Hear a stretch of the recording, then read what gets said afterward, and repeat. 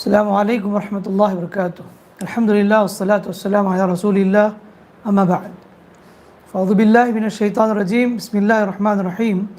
الف لام میم غلبت الروم فی ادنی الارض وهم من بعد غلبهم سیغلبون۔ قابل احترام معزز اسلامی بھائیوں، ماں اور بہنوں، آج کے اس درس میں انشاءاللہ پارہ نمبر 21 کا خلاصہ پیش کیا جائے گا۔ اس پارے میں 4 صورتیں ہیں: سورۃ الروم، سورہ لقمان، سورہ سجدہ، سورہ احزاب۔ سورۃ الروم، اس صورت میں اللہ تعالیٰ نے بشارت دی غلبت الروم فی ادنی الارض وهم من بعد غلبهم سیغلبون۔ رومی لوگ مغلوب ہو گئے لیکن بہت جلد دوبارہ غالب آئیں گے، یہ اللہ نے خوشخبری سنائی مسلمانوں کو۔ دراصل یہ ہے، جب اللہ کے نبی صلی اللہ علیہ وسلم مکے میں تھے، روم اور ایران کے درمیان جنگ ہوئی۔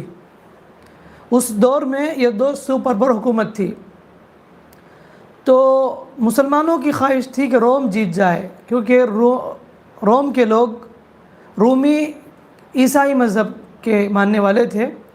مشرکین چاہتے تھے کہ ایرانی جیت جائے، کیونکہ وہ آگ کی پوجا کرنے والے۔ مشرکین کی خواہش تھی ایران جیت جائے، مسلمانوں کی خواہش تھی کہ روم جیت جائے۔ لیکن ہوا کیا، روم کو شکست ہوئی ایرانیوں کے ہاتھ، ایرانی جیت گئے۔ تو مشرکین یہاں مکے میں خوش ہوئے، مسلمانوں کو تکلیف ہوئی، تو اللہ تعالیٰ نے آیت نازل کی، الف لام میم غلبت الروم فی ادنی الارض وهم من بعد غلبهم سیغلبون، یعنی عنقریب دوبارہ جنگ ہوگی تو روم غالب آ جائے گی، اللہ نے خوشخبری سنائی۔ تو ابو بکر صدیق رضی اللہ نے امیہ بن خلف سے شرط لگائی، کہا کہ ہم 3 سال کے اندر دوبارہ جیتیں گے، روم ایران پر غالب آ جائے گی۔ تو اللہ کے رسول نے فرمایا، ابو بکر تمہیں 9 سال کی شرط لگانی چاہیے تھی۔ تو بعد میں جا کے انہوں نے 9 سال کی شرط لگائی۔ جب مسلمان مکے سے مدینہ ہجرت کیے، اللہ کے نبی صلی اللہ علیہ وسلم جب مدینہ گئے تو وہاں پر نبی کو سکون نصیب ہوئی۔ تو جنگ بدر جو 17 رمضان کو پیش آئی وہ جنگ، اس جنگ میں مسلمانوں کی تعداد 313 تھی اور وہ جنگ جیتی گئی۔ تو کہتے ہیں اسی دن دوبارہ جنگ ہوئی روم اور ایران کے درمیان، تو اس وقت رومی لوگ غالب آ گئے ایران پر۔ ادھر رومی لوگ جیتے، ادھر جنگ بدر میں مسلمانوں کو کامیابی نصیب ہوئی۔ تو گویا کہ 2 طرف سے خوشخبری سنائی گئی مسلمانوں کو، ان کے جیتنے سے ان کو خوشی ہوئی مسلمانوں کو، اور جنگ بدر سب سے بڑی جیت تھی۔ اور تیسری بات، قرآن مجید کی حقانیت بھی اس سے ثابت ہو گئی کہ قرآن نے کہا کہ عنقریب غالب آئیں گے، تو گویا کہ پیشن گوئی بتائی وہ سچ ہوئی، یہ بھی اس کے ذریعے سے ثابت ہو گئی۔ تو بہرحال اس صورت میں روم اور ایران کا تذکرہ ہے، اس لیے اللہ تعالیٰ نے اس صورت کا نام روم رکھا گیا۔ اور آگے بتایا سرداران قریش کو کہ تمہارے لیے تنبیہ ہے، تم ایمان لاؤ، ورنہ تمہاری حالت بھی وہی ہوگی، تم سے پہلے لوگوں کی حالت تھی۔ وَلَمْ يَسِيرُوا فِي الْأَرْضِ فَيَنْظُرُوا كَيْفَ كَانَ عَاقِبَةُ الَّذِينَ مِنْ قَبْلِهِمْ، تم سے پہلے لوگ بڑے سخت تھے، مضبوط تھے تم سے، لیکن وہ خود برباد ہو گئے، اللہ نے انہیں ہلاک کیا، جبکہ تم سے بھی زیادہ وہ مال دولت والے تھے، طاقتور تھے، لیکن اللہ نے سب کو برباد کر دیا، تمہیں بھی ہلاک کر سکتا ہے، اللہ تعالیٰ نے سمجھا رہا ہے۔ اور آگے اللہ تعالیٰ نے توحید ربوبیت اور عقید آخرت کو عقلی طور پر اللہ نے سمجھایا مشرکین کو، مختلف مثالیں بیان کی۔ وَمِنْ آيَاتِهِ أَنْ خَلَقَكُم مِّن تُرَابٍ، اللہ کی نشانی میں سے ایک نشانی ہے کہ اس نے مٹی سے پیدا کیا۔ دوسری بات بتائی کہ اللہ کی نشانی میں سے نشانی یہ ہے، اس نے تمہیں میں سے جوڑا بنایا تاکہ تم اس سے سکون حاصل کرو، اور میاں بیوی کے درمیان الفت و محبت پیدا کر دی۔ بے شک اس میں نشانی ہے غور و فکر کرنے والوں کے لیے۔ اور آگے بتایا مختلف زبانیں، مختلف رنگت، یہ بھی اللہ کی نشانیاں ہیں۔ رات اور دن، یہ بھی اللہ کی نشانیاں ہیں۔ آسمان سے بارش کا نازل ہونا، یہ نشانیاں ہیں۔ ان سب کو پیدا کرنے والا اللہ ہے، اللہ ہی خالق ہے، اللہ ہی مدبر ہے۔ لہٰذا جب اللہ ان کو پیدا کیا تو لہٰذا تمہیں بھی اللہ نے پیدا کیا، دوبارہ تمہیں زندہ کر سکتا ہے۔ آخرت آنے والی ہے، اس میں کوئی شک نہیں ہے، تمہیں دوبارہ زندہ ہونا ہے، لہٰذا تم اللہ تعالیٰ کی بندگی کرو، اللہ کی طرف لوٹ آؤ، شرک کو چھوڑ دو۔ اللہ تعالیٰ یہاں پر دعوت دے رہا ہے۔ اس کے بعد اللہ تعالیٰ نے بتایا کہ زکوٰۃ دینے سے مال میں اضافہ ہوتا ہے۔ وَمَا آتَيْتُم مِّن رِّبًا لِيَرْبُوَ فِي أَمْوَالِ النَّاسِ فَلَا يَرْبُو عِندَ اللَّهِ وَمَا آتَيْتُم مِّن زَكَاةٍ، جو کچھ تم زکوٰۃ دو گے، مال غریبوں، مسکینوں، محتاجوں، جو بھی مستحقین ہیں ان کو دو گے، تو اللہ نے فرمایا تُرِيدُونَ وَجْهَ اللَّهِ فَأُولَٰئِكَ هُمُ الْمُضْعِفُونَ، اللہ تعالیٰ کی خاطر جو تم مال خرچ کرتے ہو غریبوں کے لیے، صدقات و خیرات جو نکالتے ہو، تو اللہ نے کہا کہ وہ تمہارے مال میں دگنا ہوگا، اضافہ ہوگا، کمی نہیں ہوگا، یہ مال کبھی کمی نہیں ہوں گے۔ اللہ تعالیٰ نے اس صورت بتایا، اور آگے بتایا ظَهَرَ الْفَسَادُ فِي الْبَرِّ وَالْبَحْرِ بِمَا كَسَبَتْ أَيْدِي النَّاسِ، کہ خشکی میں بھی سمندر میں بھی فساد برپا ہو گئے لوگوں کے گناہوں کی وجہ سے، یعنی جو کچھ آزمائشیں ہیں، مصیبت، آلام جو کچھ آ رہی ہیں وہ انسانوں کے گناہوں کی وجہ سے۔ آج ہم نوٹ کریں، اپنی زندگی میں جائزہ لیں، یہ آیت سورہ روم کی آیت نمبر 41 جو بتاتی ہے کہ دنیا میں جو بھی زلزلے ہو، طوفان ہو، مصائب ہو، آلام ہو، خاص کر کے اس سچویشن میں کرونا وائرس جو بہت بڑی وبا ہے، یہ انسانوں کے گناہوں کا نتیجہ ہے۔ ظہر الفساد فی البر والبحر بما کسبت ایدی الناس، اللہ نے کہا لوگوں کے گناہوں کی وجہ سے۔ حالانکہ اللہ تعالیٰ بہت سی چیزوں کو اعراض کر لیتا ہے، نظر انداز کر دیتا ہے، لیکن انسان کو اپنی غلطی کا احساس کرتے ہوئے رب سے توبہ کرنا چاہیے، معافی مانگنا چاہیے۔ تو اللہ نے کہا میں اسے عذابات چکاتے وقفے وقفے سے لیذیقہم بعض الذی عملوا، تاکہ ہم ان کو ان کے عمل کا مزہ چکائے، اور امید ہے کہ وہ اللہ کی طرف لوٹ کر آئے۔ یہ سب آزمائشیں آتی ہیں تاکہ اللہ کی طرف رجوع کریں، تو لہٰذا ایسے موقع پر ہم لوگوں کو رب کی طرف رجوع کرنا چاہیے۔ اور اس کے بعد اللہ تعالیٰ نے سماع موتا کا ذکر کیا، فَإِنَّكَ لَا تُسْمِعُ الْمَوْتَى وَلَا تُسْمِعُ الصُّمَّ الدُّعَاءَ، تم نہ مردوں کو سنا سکتے، نہ تم بہروں کو نہ بہروں کو پکار سناتا ہے جب وہ پیٹ پھیر کر جائے۔ تو اللہ نے یہاں کہا کہ مردے قبر میں مدفون، ان کو تم پکار لو وہ سن نہیں سکتے، جو بہرا ہے اسے پکار لو سن نہیں سکتے۔ گویا کہ یہ مشرکین سن کر بھی انسنی کر دیتے ہیں، تو ان کو کہہ کر بھی کچھ بھی فائدہ نہیں ہے، اللہ تعالیٰ یہاں پر بتانا چاہتا ہے۔ اس کے بعد سورہ لقمان، یہ مکی سورت ہے۔ عربوں کے نزدیک لقمان علیہ السلام کی شخصیت بڑی حیثیت رکھتی تھی اور ان کا احترام کرتے تھے، تو اللہ تبارک و تعالیٰ نے ان کی حکمت اور ان کے نصیحت کو اس صورت میں ذکر فرمایا کہ انہوں نے اپنے بچے کو کیا نصیحت کی۔ یہ اللہ نے ایک ایک نصیحت ذکر کی، کہا کہ وَلَقَدْ آتَيْنَا لُقْمَانَ الْحِكْمَةَ أَنِ اشْكُرْ لِلَّهِ، ہم نے لقمان کو حکمت عطا کی، دانائی عطا کی، ان اشکر للہ، کہ تم اللہ تعالیٰ کا شکر بجا لاؤ۔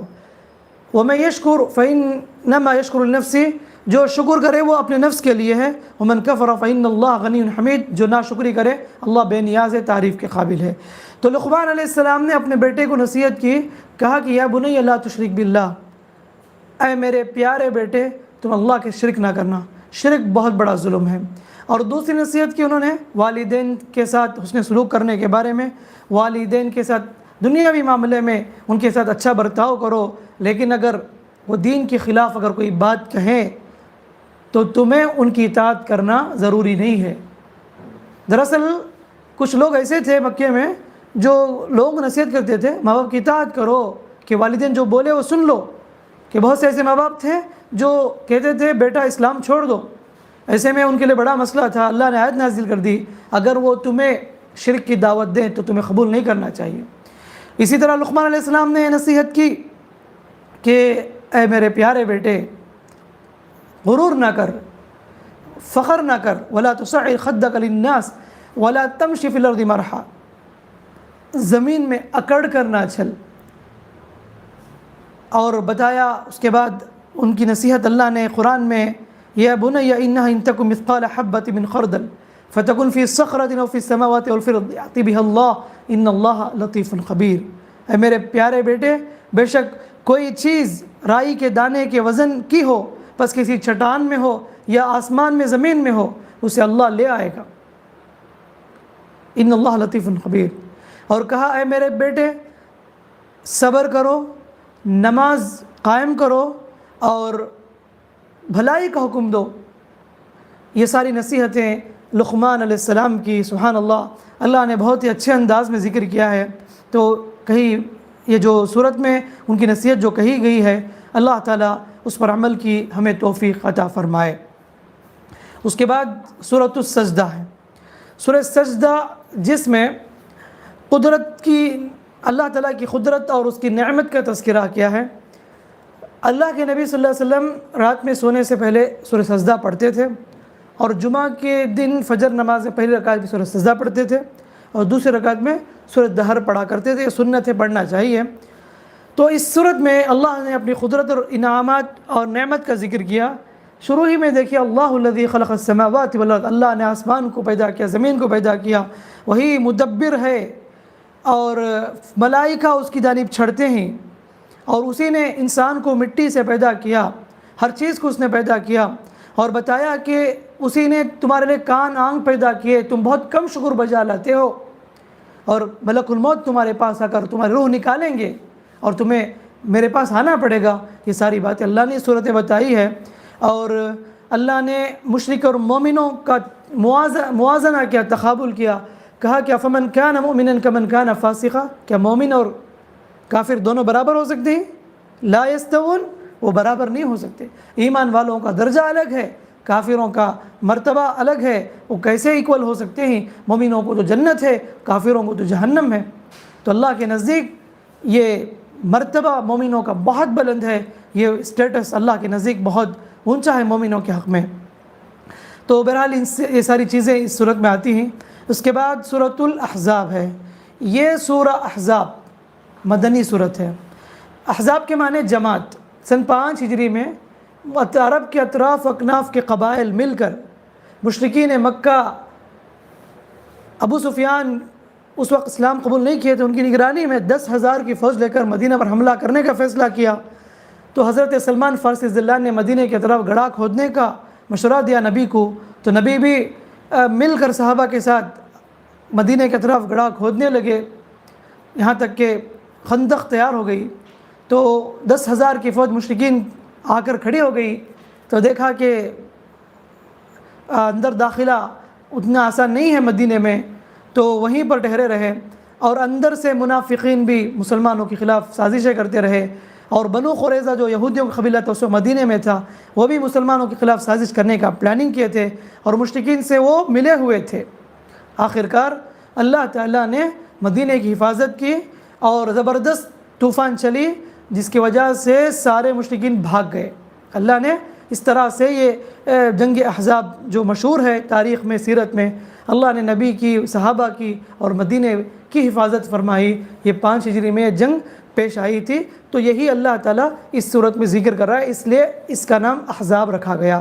اور اس صورت میں کچھ مسائل بھی ذکر ہوئے کہ لوگ کہتے تھے حضرت زید کو زید بن محمد، تو اللہ نے آیت نازل کی ما کان محمد ابا احد من رجالکم، محمد تم میں سے کسی کے باپ نہیں ہیں، وہ اللہ کے رسول ہیں، خاتم النبیین ہیں۔ اور اللہ نے اسے بتایا لے پالک بیٹے کے مسائل بتائے، کہا کہ ادعوہم لآبائہم، کہ لے پالک بیٹے یعنی جن بچوں کو لے کر پالتے ہیں ان بچوں کو ان کے حقیقی باپ کے نام سے بلاؤ۔ تم ان کو لے کر پالتے ہو تو اپنی جاری منسوب نہ کر لو، یہ مناسب نہیں ہے، گناہ ہے۔ اگر تمہیں معلوم نہیں ہو کس کا بچہ ہے تو تمہیں اسے اپنا بھائی سمجھنا چاہیے، دینی بھائی۔ تو بہت سے لوگ پالتے ہیں بچوں کو اولاد نہ ہونے کی وجہ سے، جائز ہے۔ اللہ کے رسول صلی اللہ علیہ وسلم یا اللہ کے نبی صلی اللہ علیہ وسلم نے لعنت کی ہے ان لوگوں پر جو اپنے باپ کے علاوہ کسی اور باپ کی طرف منسوب کرے۔ تو اسی لیے جن بچوں کو لے کر پالتے ہیں اصل میں چاہیے کہ ان کے حقیقی باپ کے نام سے ان کو یاد کیا جائے، لیکن لوگ اکثر کیا کرتے ہیں، اس کا لحاظ نہیں رکھتے۔ اگر وہ بچہ بڑا ہو گیا، بلوغت کو پہنچ گیا، تو اس عورت کے لیے ضروری ہے جو اسے لے کر پال رہی ہے اسے پردہ کرے، اگر وہ لڑکی کو پالتا ہے کوئی آدمی، وہ اگر بڑی ہو جاتی ہے تو اس آدمی کو چاہیے کہ اس سے پردہ کرے، وہ باپ نہیں بن سکتا، حقیقی باپ نہیں ہے وہ. تو یہ بھی لوگوں کو مسئلہ سمجھنا چاہیے. اسی طرح اس صورت میں زہار کا مسئلہ بتایا گیا. زہار یعنی اگر کوئی آدمی کہے اپنی بیوی سے کہے کہ انت کظہری علی امی، تو میری ماں کی طرح ہے، تو ایسی صورت میں اسے کفارہ دینا پڑے گا، 2 مہینہ روزہ رکھے یا 60 مسکین کو کھانا کھلائے. سورہ مجادلہ میں اللہ نے اس کا مسئلہ ذکر کیا ہے. اور اس میں بتایا ما جعل اللہ لرجل من قلبین فی جوفہ، اللہ نے کسی آدمی کے دل میں 2 دل نہیں رکھے. ایک منافق کہتا تھا میرے پاس 2 دل ہیں، تو اللہ نے کہا کہ یہ ممکن ہی نہیں ہے کسی کو 2 دل ہو سینے میں، ایسا نہیں ہے. تو کہتا تھا میں ایک دل سے سنتا ہوں، ایک دل سے سمجھتا ہوں، میرا ایک دل مسلمانوں کے ساتھ ہے، ایک دل منافقوں کے ساتھ ہے، کافروں کے ساتھ ہے، ایسے جو ہے دعویٰ کرتا تھا. اللہ نے کہا یہ امپاسبل ہے، کسی بھی آدمی کے سینے میں 2 دل نہیں ہو سکتے. اللہ نے اس کا بھی انکار کیا. بہرحال یہ جنگ احزاب کا تذکرہ تفصیل سے جو میں نے آپ کے سامنے بتایا مختصر طور پر، اس صورت میں اس کا ذکر ہے. بقیہ حصہ پارہ نمبر 22 میں یہ تذکرہ ہے. بس یہ مختصر سی باتیں تھیں پارہ نمبر 21 کی. اللہ سے دعا ہے کہ اللہ تعالیٰ مجھے اور آپ کو کئی باتوں پر، سنی باتوں پر عمل کی توفیق دے. آمین. السلام علیکم ورحمۃ اللہ وبرکاتہ.